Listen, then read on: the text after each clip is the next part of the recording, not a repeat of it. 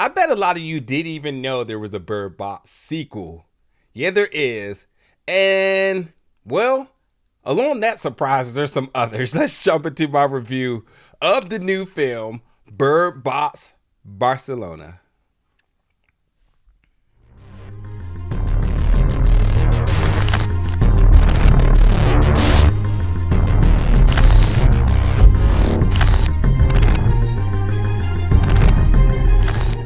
What's up, everybody, and welcome back to the channel today for another review. And today we're going to be reviewing the new film Bird Box Barcelona, which is coming to Netflix July 14th.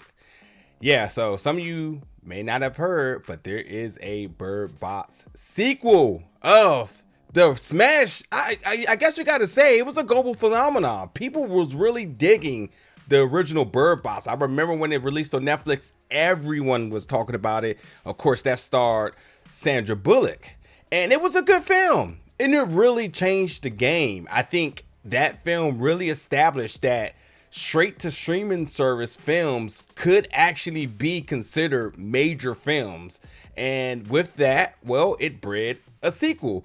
But what I really loved about this sequel, shall I say, is it's something that I wish movies like The Purge did.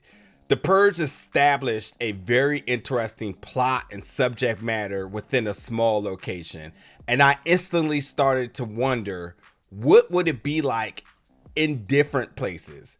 And while they sort of explored that a little bit, they really didn't go in the way I hoped they would have went. And this was cool because while we did see how the whole thing started to occur in the original Bird Box, it definitely got much into the wilderness. This gets into the heart of Barcelona in two different periods. You got like a 8-year gap between things, but we really learn a lot in this film. And I think from a global standpoint, you learn a lot. But I think the other thing you learn a lot is about the creatures.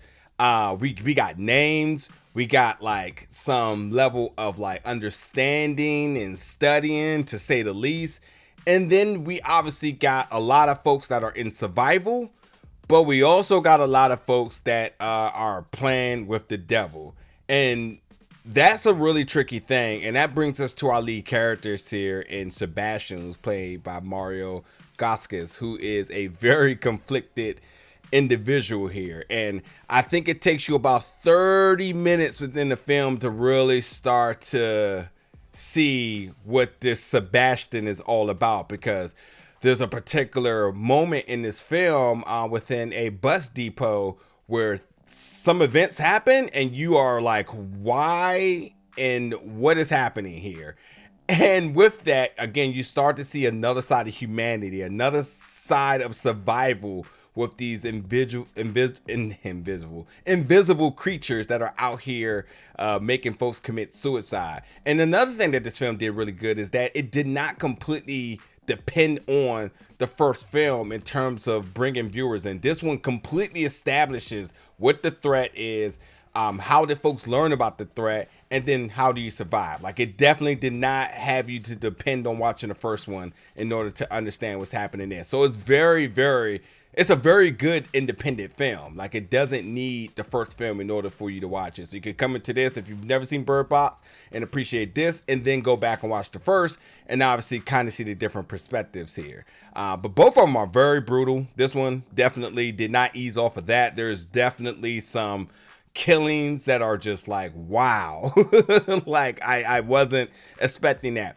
And then there's another particular element of the film that is very CGI-ish, shall I say.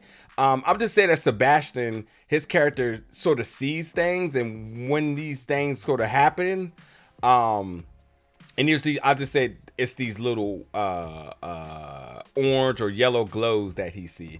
It looks kind of wonky, and you're kind of like, oh yeah, this doesn't give me the same feel as the first one, because the first one felt very practical. So when you start to see these things, you're like, where is this film going? But they truly do explain why Sebastian is experiencing the things that he's experiencing, you know?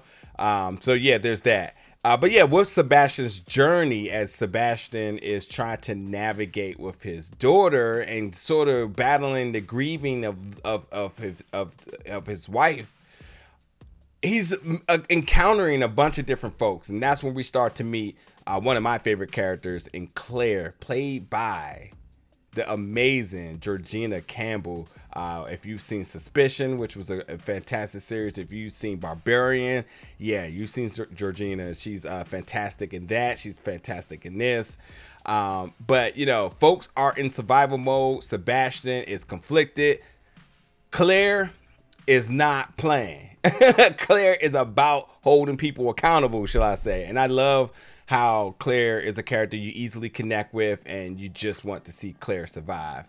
But you know, overall, I enjoyed this one. This was definitely a step forward into really expanding this world, not just the Bird Box world, but truly the world, as we start to see how humanity is facing this threat, and also what it's like in different areas of the world. I mean, Barcelona is a very popular and very populated city. So what does it mean to be around a lot of folks? And, you know, yes, we've seen post-apocalyptic and you know, and genres such as that. So we know how humanity tends to turn on one another when it comes down to these sorts of different things, whether, you know, like Walking Dead or go as far as like Mad Max. But we see how humanity will turn on each other and the brutality behind humanity. And I think, you know, when you get to these overpopulated areas and you start to see it more, then you start to see the different possibilities of what folks are doing to survive, but how folks are willing to compromise anything for their survival. So it gives you all of that. A good set location, obviously, and we obviously are getting a taste of how these monsters are working on a whole new level this time. And I don't want to give anything away, but again, these monsters are operating on a whole new level. And as I said, some folks are playing with the devil literally in this, and that is still like an element of this film that's just kind of like, wow. Okay, so one way or another, you know, you can't look at them, because the moment you look at them, they get inside your eyes, your neuro, and then next thing you know, you're committing suicide. And they again explain all of this in the beginning of this film, so you don't have to watch the first to understand that. But as we are starting to learn them, they are also learning to use us. And it's a really, really, really, really wild ride here. So nonetheless, you know, Bird Box Barcelona, which is in its native language in Spanish here. So if you do have your Netflix defaulted to English, then you will notice that there is dubbing going on. So you will see folks speaking, but the words not quite matching. It's typically how it is. It doesn't throw you off, to be completely honest. But yes, you have the option of watching it in its native language of Spanish with subtitles, but there's also other languages as well too, including German. So you know, you can pick your choosing, your liking in terms of how you want to watch this film. But yeah, it's truly I think a step forward in this franchise. While yes, you don't have like the big name like Sandra Bullock, but you do have a spectacular cast. I think so many characters really you connect with. I mean, Diego Hernandez, who plays Octavio, is a character that comes in later on in this film. I love this character, you know, and I thought that Diego makes it very clear that, like, you know, he's a fantastic actor and you need to pay attention to what his character is doing. And there's a lot of other characters as well too. There's little kids. Sophia, this little girl is definitely one that, if you're like me, you're rooting like, listen, protect her by any means necessary here, you know. And you have that, and then you obviously have Anna alongside of Sebastian, who's also an interesting character to say the least here. So yeah, it's really, really good, man. I think that Bird Box Barcelona, as they expand off of the success of the first film, I think this was absolutely a great step into really investing folks and really leaving you off on this film and wanting more. I already need to know where we're going next. Are we going to stay in Barcelona because there is obviously more story to be told here? Do we go back to America? You know, or I don't know.